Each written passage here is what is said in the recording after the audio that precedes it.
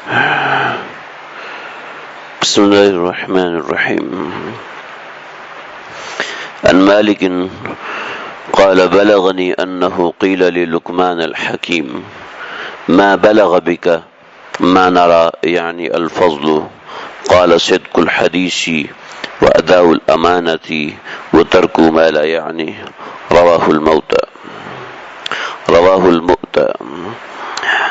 امام مالک رحمۃ اللہ علیہ سے روایت ہے، فرماتے ہیں کہ مجھ کو معلوم ہے کہ لقمان حکیم سے پوچھا گیا کہ جس مرتبے پر ہم تم کو دیکھ رہے ہیں کس چیز نے تم کو اس پر پہنچایا ہے؟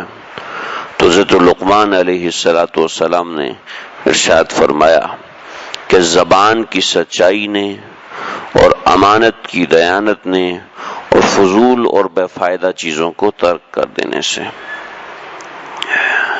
امام مالک رحمۃ اللہ علیہ سے روایت ہے، فرماتے ہیں کہ مجھ کو معلوم ہے کہ لقمان حکیم سے پوچھا گیا کہ جس مرتبے پر ہم تم کو دیکھ رہے ہیں کس چیز نے تم کو اس تک پہنچایا ہے؟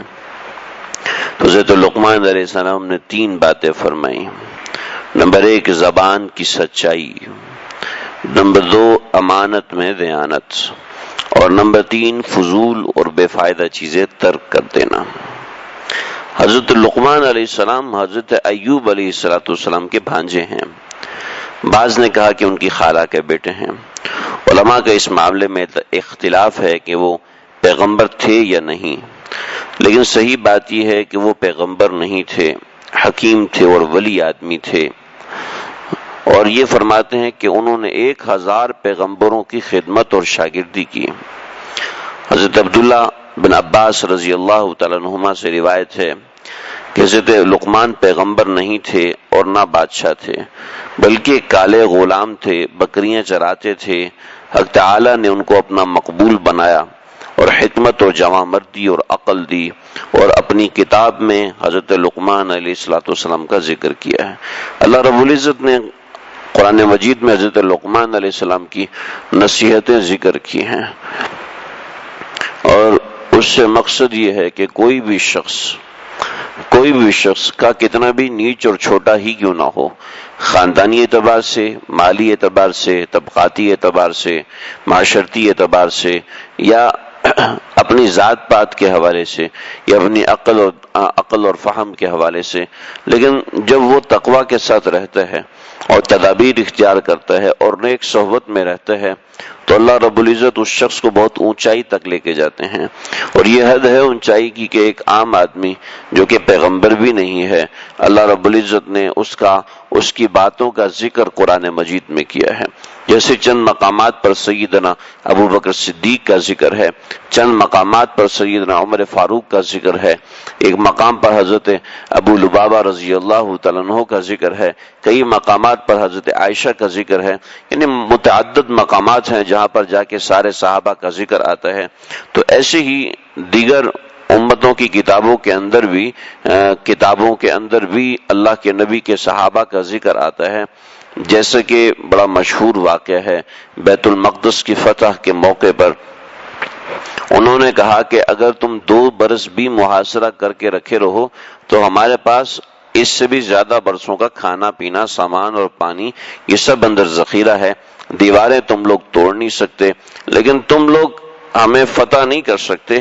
ہاں ہماری کتابوں میں لکھا ہے کہ ایک فرد آئے گا وہی ہمیں فتح کرے گا، اور اس کا نام عمر ہوگا، اور وہ اس پہاڑ کی طرف سے آئے گا اور وہ ہمیں فتح کرے گا۔ تو صحابہ کرام نے ایسا کیا کہ حضرت خالد بن ولید اور حضرت عمر ان دونوں کی شکل آپس میں ملتی جلتی تھی، اور قد ود بھی ایک دوسرے کے برابر تھا، اور غوب و ہیبت بھی ایک دوسرے کی طرح تھی۔ تو انہوں نے کہا کہ ایسا کرتے ہیں کہ حضرت خالد بن ولید کو اس طرف سے لے کر آتے ہیں اور بتاتے ہیں کہ ہمارا حکمران آ گیا۔ الحرب خدعۃ، جنگ تو ایک دوسرے کو دھوکہ دے کے مقابلہ کرنے کا نام ہے۔ لہٰذا اس میں دھوکہ دینا کوئی غلط نہیں ہے اپنے مخالفین سے فتح یابی کے لیے. اس لیے حضرت عمر کو بلانے کے لیے 1 مہینہ میں جائے گا اور پھر 1-1.5 مہینے میں واپس آئے گا. سلطنت کے انتظامات تو 2.5 مہینہ محاصرے میں لگ جائیں گے، اور اس دوران لاکھوں دراہم کا خرچہ آئے گا، کھانے میں، پینے میں، حفاظت میں، سکنا میں، رہائش میں اور دوائی میں، ان سب چیزوں کا خرچہ آئے گا. لہٰذا بہتر یہ ہے کہ ایک بندے کو ان کا متبادل بنا دیا جائے. اور چنانچہ حضرت خالد بن ولید جو تھے، حضرت عبیدہ بن جراح نے ان کو تیار کیا، تو حضرت خالد بن ولید اس پہاڑ سے نیچے اترے اور کہا کہ ہمارا حکمران آ گیا. کہا اگر یہ تمہارا حکمران ہے تو تم لوگ کبھی بھی نہیں جیت سکو گے. ہماری جو نشانی ہے وہ اسی طرح کا حکمران ہے، لیکن در حقیقت یہ وہ نہیں ہے. چنانچہ پھر ویسے ہی کیا گیا. حضرت عمر کو پیغام بھیجا، حضرت عمر پیغام لیا، پھر وہاں پر انتظامات کیے، اور پھر جب واپس تشریف لائے تو حضرت عمر پہنچے ہیں.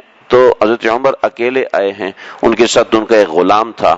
تو آن چلنے کے بارے میں باری متعین تھی کہ اتنی دیر یہ بیٹھے گا اور اتنی دیر میں بیٹھوں گا، اس لیے کہ شرعاً غلام جو ہے وہ غلام کی شرعی حیثیت جو ہے وہ بہت طویل مضمون ہے. لیکن اس کی ایک بات میں عرض کر دوں کہ غلام کا مطلب ہے جیسے آپ کی گھڑی، غلام کا مطلب جیسے آپ کی ٹوپی. اب جب آپ چلیں گے تو ٹوپی کے لیے الگ اونٹ تو نہیں رکھیں گے نا، تو یعنی غلام بھلے سے الگ حیثیت رکھتا ہے، لیکن آپ اس کے لیے دوسری چیز استعمال نہیں کر سکتے.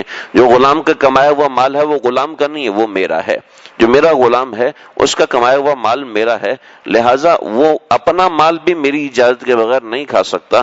جیسے میں گھڑی میں سیل ڈلواؤں تو گھڑی خود بخود تو نہیں ڈالے گی، بلکہ میں اپنے پیسوں سے ڈالوں گا، اور یہ جو گین کرے گی وہ میں لوں گا. ایسے ہی میرا کمپیوٹر جو چیز گین کرے گا وہ میں لوں گا، میرا موبائل جو چیز کمائے گا وہ میں لوں گا. میرے موبائل سے پوچھ کے تو نہیں لوں گا کہ جی موبائل کی وجہ سے پیسے آئے ہیں لہٰذا یہ اس کے اندر موبائل کا ہی خرچہ کرنا ہے. تو غلام کا مطلب ہے ایک آپ کی ملکیت کی چیز.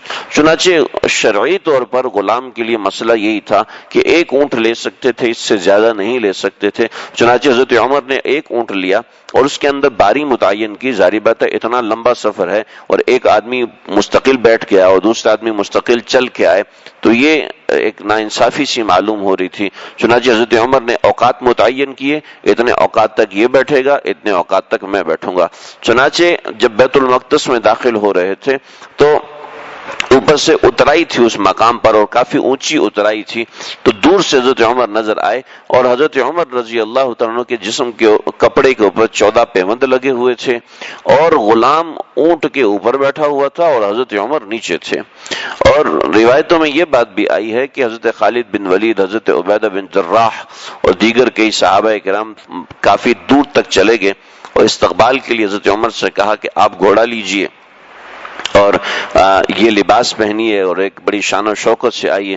تو سبز رنگ کا قبا اور عظیم الشان عربی گھوڑا اور چمکتی ہوئی تلوار، یہ سب حضرت عمر کو دی گئی.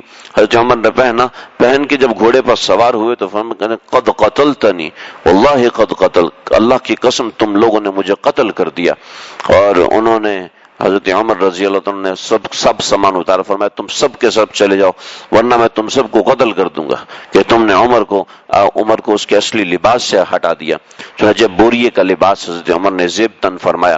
اور پھر جب پہنچے تو یہودیوں نے پوچھا کہ ہاں جی یہ جو اونٹ پر بیٹھا ہے یہ تمہارا حاکم ہے؟ کہا نہیں، بلکہ جو اونٹ کی نقیل پکڑ کے چل رہا ہے، جس کے کپڑوں پہ 14 پیوند لگے ہوئے ہیں اور شان مسکنت کی شان بن کے وہ نیچے اتر رہا ہے، یہ ہے ہمارا حکمران. تو اگر یہی ہے تو سچ میں یہی ہے، ہماری کتابوں میں اسی کا ذکر ہے کہ وہ آئے گا اس سمت سے کہ اس کا غلام اونٹ پر سوار ہوگا، بطریق عدل اس کا غلام اونٹ پر سوار ہوگا اور وہ خود پیدل چل رہا ہوگا، اس کے کپڑوں پہ 14 پیوند ہوں گے. یہ دیکھو ہماری کتاب میں لکھا ہے جو ہمیں نظر آ رہا ہے، لہٰذا ہم بیت المقدس کا دروازہ کھول رہے ہیں کہ اب اگر یہ حملہ کرے گا تو ہمیں کوئی نہیں بچا سکے گا. یہ ہماری کتابوں میں لکھا ہے. تو جیسے اللہ کے نبی کے صحابہ کا پہلی کتابوں میں ذکر تھا، حضرت علی، حضرت ابوبکر صدیق رضی اللہ تعالیٰ عنہ شام میں راہب کے پاس پہنچے اور کہا کہ میں نے ایک خواب دیکھا ہے اور وہ خواب میں آپ کو سنانا چاہتا ہوں. تو پوچھا تمہارا نام کیا ہے؟ کہا میرا نام تو عبد الکعبہ ہے. تو کہنے لگے تو قریش سے ہے؟ کہا جی قریش سے۔ کہا مجھے اپنی کولے کی ہڈی دکھا سکتا ہے؟ کہا نہیں، کولے کی ہڈی کون کسی کو دکھاتا ہے؟ کولے کی ہڈی شرم کا مقام ہے، میں کیسے کسی کو دکھا سکتا ہوں؟ کہا کہ اچھا کم از کم اتنا تو کر سکتے ہو کہ مجھے اپنی پنڈلیاں دکھا سکتے ہو؟ کہاں پنڈلیاں دیکھ لو۔ چنانچہ پنڈلیاں دکھیں تو سیدنا ابوبکر صدیق کی پنڈلیوں میں کوئی خاص قسم کی چیز تھی، اور کولے کی ہڈی جو تھی وہ نرم تھی، تو جس سے ازار نیچے آ جاتا تھا سیدنا ابوبکر صدیق کا عام طور پہ۔ تو یہ کہا کہ تمہارا نام ابو بکر ہوگا اور تمہارا نام عبد الکعبہ سے عبداللہ تبدیل کر دیا جائے گا، اور تمہارے ساتھ ایک دوست ہوں گے جن کا نام محمد ہے، ان کو اللہ نبوت دیں گے، اور انت تکون وزیرا فی حیاتہ، انت تکون شریکا فی حیاتہ ووزیرا بعد وفاتہ، کہ آپ ان کی زندگی میں ان کے شریک ہوگے، اور پھر ان کے انتقال کے بعد ان کے وزیر ہوگے ان کی زندگی کے بعد۔ تو خلیفہ ہوگے اس کے انتقال کے بعد، اور وزیر ہوگے ان کی زندگی کے اندر۔ چنانچہ سیدنا ابوبکر صدیق نے یہ خواب کسی کو نہیں سنایا۔ جب نبی کریم صلی اللہ علیہ وسلم کی خدمت میں حاضر ہوئے تو آپ نے دروازہ کھولتے ہی فرمایا صدیق مجھے اللہ نے نبوت دی ہے۔ تو صدیق نے دروازہ کھولتے ہی جب اللہ کے نبی نے فرمایا کہ اللہ نے مجھے نبوت دی ہے، تو سیدنا صدیق اکبر کہنے لگے کہ میں آپ پر ایمان لے کر آیا ہوں۔ لیکن یہ بتائی کہ دلیل کیا ہے؟ فرمایا کہ رؤیک الذی رأیت بالشام، وہ خواب ہے جو تو نے شام میں دیکھا تھا۔ تو یہ وہ باتیں، یہ تو بہت سی باتیں ہیں، تو میں نے آپ کو ایک دو نمونے کے طور پہ واقعات عرض کیے کہ یہ جیسے دیگر کتابوں میں اللہ کے نبی کے صحابہ کا ذکر تھا، ایسے قرآن مجید میں بھی اللہ نے حضرت لقمان کا ذکر کیا ہے، جو کہ دیگر کئی ہزار انبیاء کے صحابہ میں شمار کیے جاتے تھے۔ تو حضرت لقمان علیہ السلام کی نصائح بھی ذکر کی ہے، تو اس میں یہ تھی۔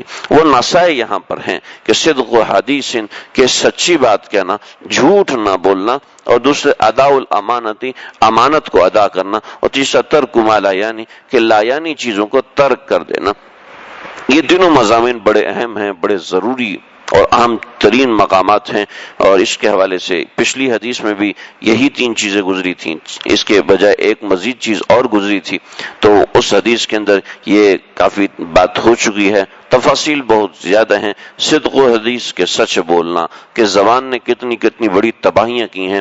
زبان ایک ایسی چیز ہے کہ اس کی وجہ سے اللہ کے انبیاء بھی پریشان ہو گئے، اور ملائکہ تک پریشان ہو گئے، کہ زبان ایک ایسی چیز ہے جو انسان کو کہاں سے کہاں پہنچا دیتی ہے۔